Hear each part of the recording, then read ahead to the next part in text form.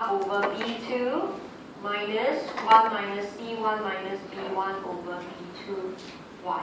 So based on the question was 56 minus 0.031. Okay, so I equals to 56 minus 0.31. So you are just repeating what you did in the three cases earlier on, but now you merely use the given C, I, and G. Okay, remember in the exam, you don't have a calculator. Right, so if you make a mistake, if your answer turns out, okay, to be 54, you will not get a 0, just that it will affect your final answer. But he will give you marks because you show the steps. So that's why steps, basic steps of workings are important. Okay, alright, so that was the IS function. So you may want to quickly just sketch it in first. And since it is a fictitious economy, I can put in the intercept because it doesn't exist. So I know this intercept is 56. This is my IS1. Alright, so this is called equilibrium in the goods market. I found my AE, CIG equate to income. I get my IS.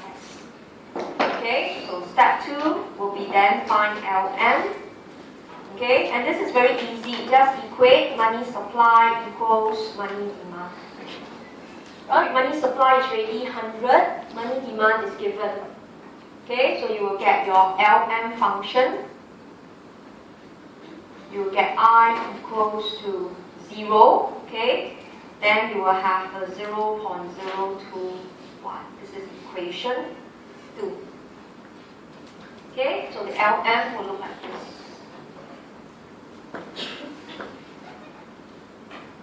Right? So if you really cannot take maths, I'm sorry then, this is not your cup of tea, but it would mean the later topics you have to study very hard.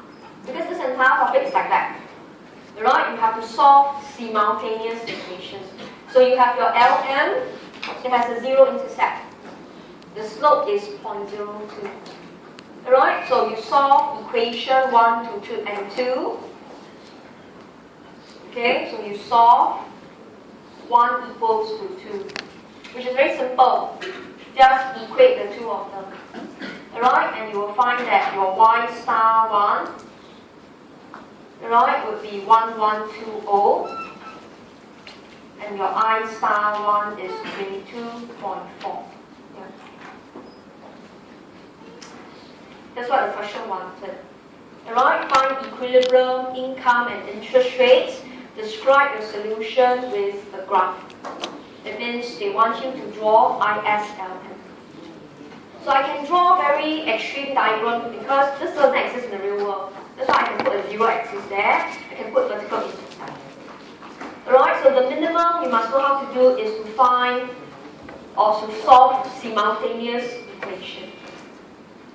Okay, right? Now, part B is very simple, so I'm just going to give you the answer on top. So you found your income already and interest rate. You substitute, go and find consumption and investment. Alright, so I'll just give you the answer. Consumption would be 604, investment would be 416. So nothing difficult. Okay, so that's why I don't want to emphasize. But I want you to pay attention to question C. This is a very popular exam question. They love to shift IS. Alright, and we know shift of IS is primarily due to fiscal policy. Okay, and they make it easy for you. Government increased spending. Alright, so your tax is 100, it didn't change, but government spend more. So there are two methods to solve, okay? And I prefer you to use the second method. But I'll still show you two methods. Method 1 is to find the new AE. First, you have to repeat CI and G, but now G is 200.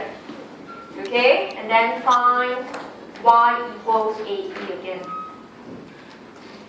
So you literally repeat question A again.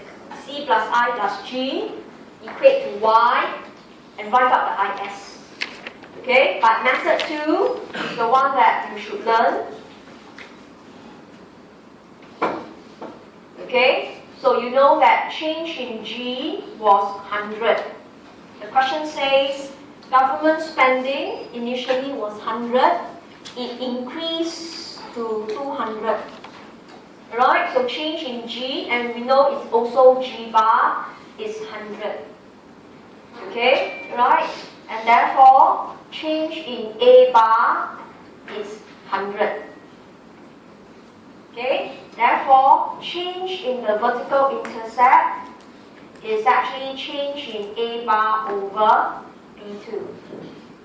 So our intercept was 560. So now my new intercept, I add 100, becomes 660. My B2 was a 10. Alright, so in this case, my intercept is now 66. So the revised IS, okay, previously, equation 1 was 56 minus 0.031. So now I add a 10 to it. I don't need add 10, or should I say the intercept is 66, okay? Sorry, 100, right? Because I already saw the values.